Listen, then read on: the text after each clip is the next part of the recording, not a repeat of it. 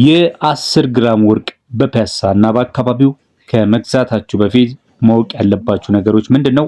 ዋጋውስ የ10 ግራም ወርቅ በአሁኑ ሰዓት ላይ በስንት ነው በመሸጥ ላይ የሚገኘው የሚለውን በወቅታዊ ገበያ የወርቅ ዋጋስ ወዴት አቅጣጫ በመጓዝ ላይ ይገኛል? በኢትዮጵያ የወርቅ ገበያ ንግድ እምብርት በሆነችው በፒያሳ እንዲሁም ደግሞ በአካባቢው ባገኘነው የወርቅ ዋጋ መሰረት 10 ግራም ወርቅ ስንት ደረሰ የሚለውን ይዘንላችሁ መተናል። ቪዲዮውን ከመጀመራችሁ በፊት ቪዲዮውን ላይክ ማድረግ፣ ለቻናሉ አዲስ ከሆናችሁ ቻናላችንን ሰብስክራይብ በማድረግ ትቀላቀሉን ዘንድ እየጋበዝን ወርቅ ለመግዛት አቅዳችሁ ከሆነ የወርቅ ዋጋ ጭማሪ አሳስቦት ከሆነ ይህ ቪዲዮ ለእናንተ የተዘጋጀ ወሳኝ መረጃን ይዟል።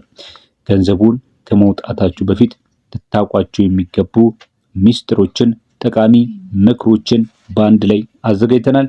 እስከ መጨረሻው ድረስ አብራችሁን ሁኑ። በፒያሳ የ10 ግራም ወርቅ ስንት ነው? የወርቅ ዋጋ በየቀኑ አልፎ በየሰዓቱ ያው እንደሚለዋወጥ ታውቃላችሁ። እኛም ደግሞ በየቀኑ በቻልነው መጠን በተመረጠ ሰዓትና ጊዜ ላይ መረጃን ለናንተ በማቅረብ ላይ እንገኛለን። ሆኖም በአሁኑ ወቅት በፒያሳና በአካባቢው የወርቅ ዋጋ እንዴት ነው የሚገመገመው? በካራቱና በዲዛይኑ እንደሆነ በብዙ ቪዲዮዬ እየነገርኳችሁ ነው የምገኘው። አሁንም ቢሆን የወርቅ ካራት እና ዲዛይን በተለይ ወርቅ ለምትገዙ ሰዎች እጅግ ልታውቋቸው ከሚገቡ ነገሮች መካከል የመጀመሪያው ነው። ለምሳሌ የ21 ካራቱን ወርቅ በ10 ግራም ብትፈልጉ በገበያ ውስጥ በብዛት ነው የሚፈልገው። በነገራችን ላይ ብዙ ጊዜ በዚህ ቻናል ላይ የማቀርብላችሁ የ1 የ2 የ3 የ4 የ5 ግፋ ቢል አንዳንዴ እስከ 8 ሊሄድ ነው።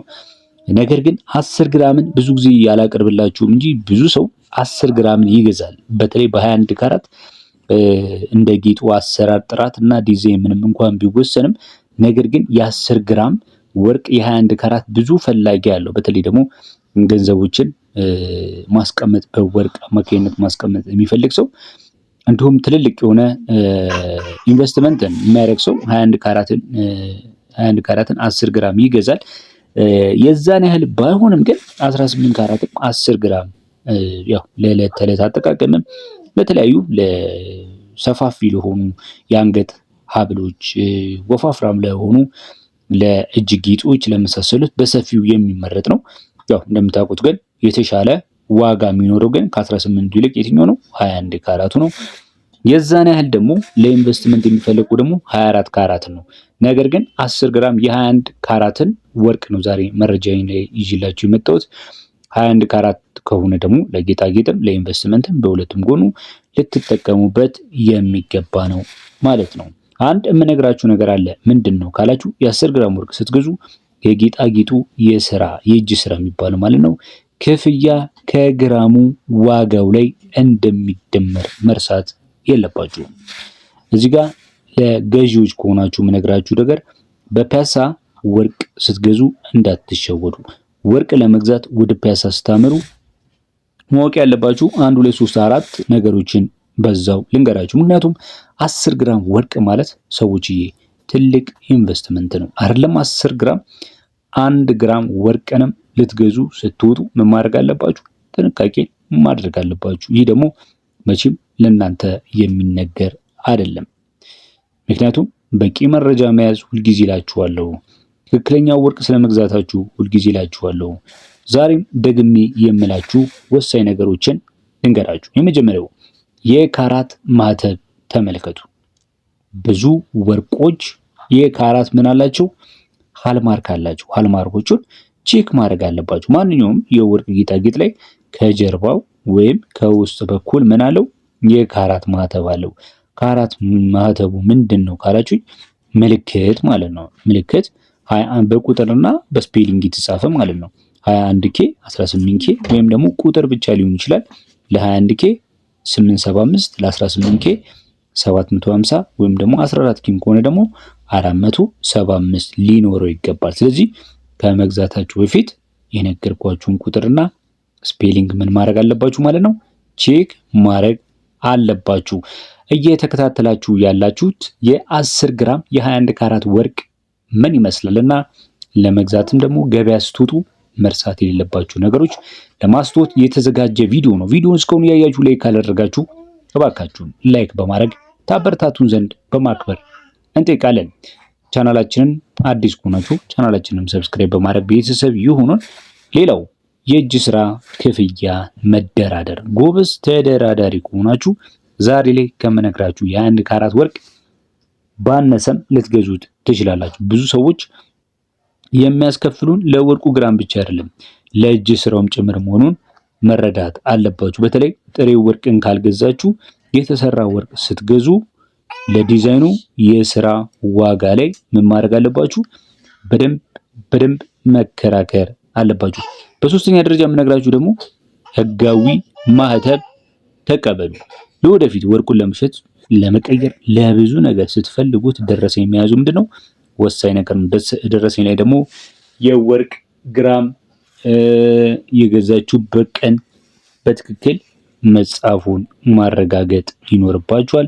ሌላ ከዚህ ጋር ብር የምነግራችሁ ነገር ደግሞ የዕለቱን የባንክና የገበያ ዋጋ መከታተልም አትርሱ። ወደ ገበያ ከመውጣታችሁ በፊት ስንት ነው የዕለቱ የወርቅ መረጃ ምን ያህል ነው የሚለውን መከታተል በጣም ጠቃሚ ነው። ስለዚህ በቂ ዝግጅትን ማድረግ አትርሱ። በተለይ የምንዛሬ መረጃዎችንም ስትፈልጉ በዚሁ ቻናል ላይ ዕለታዊ የምንዛሬ መረጃ በባንኮች እንዲሁም ደግሞ በግል የምንዛሬ ቢሮዎች በአይቤክስ የምንዛሬ ቢሮ የሚቀርብ መረጃ አለ። እሱን ተከታትላችሁ ብትወጡ ደስ ይለናል። በተጨማሪም ደግሞ ብሔራዊ ባንክ የሚገዛበትን የወርቅ ዋጋንም ሁሌ በዚህ ቻናል ላይ እናቀርባለን። ስለዚህ እሱንም ቼክ አድርጉ። ወርቅ መግዛት በጌጣጌጥነቱ ውበትን ከመስጠት ባለፈ አስተማማኝ የሀብት ማካመቻና ኢንቨስትመንት ስለሆነ በፒያሳም በሌላ ቦታም ባላችሁበት አካባቢ ሁሉ ስትንቀሳቀሱ ምን ማድረግ አለባችሁ? በቂ መረጃ መያዝ፣ ጥንቃቄ ማድረግ። ይህ ደግሞ ትክክለኛ ውሳኔ እንድትወስኑ ይረዳችኋል ማለት ነው።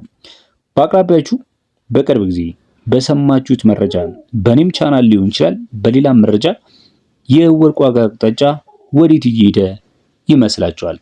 እስቲ ሐሳብ አስተያየታችሁን ጻፉልን።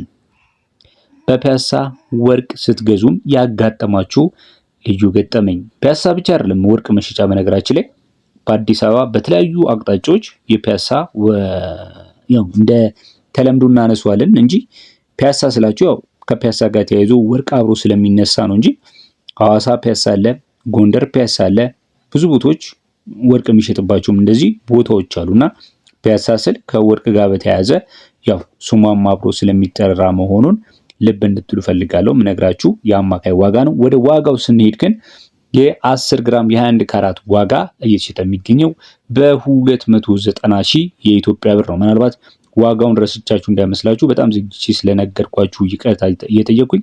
የ21 ካራቱ የ10 ግራም የጥሬ ወርቅ ዋጋ 290 ሺህ የኢትዮጵያ ብር ነው እየተሸጠ የሚገኘው ማለት ነው። ጠቃሚ ምክር ካላችሁ ገጠመኝም ካላችሁ ይጠቅማል የምትሉትም ማለት ነው ከታች ኮመንት ላይ አካፍሉን። ይህ መረጃ ለወዳጅ ዘመድ ጠቃሚ ከሆነ ሼር በማድረግ አጋሩን። የዛሬ መረጃችንን በዚያ በቃን። በያላችሁበት መልካም ጊዜ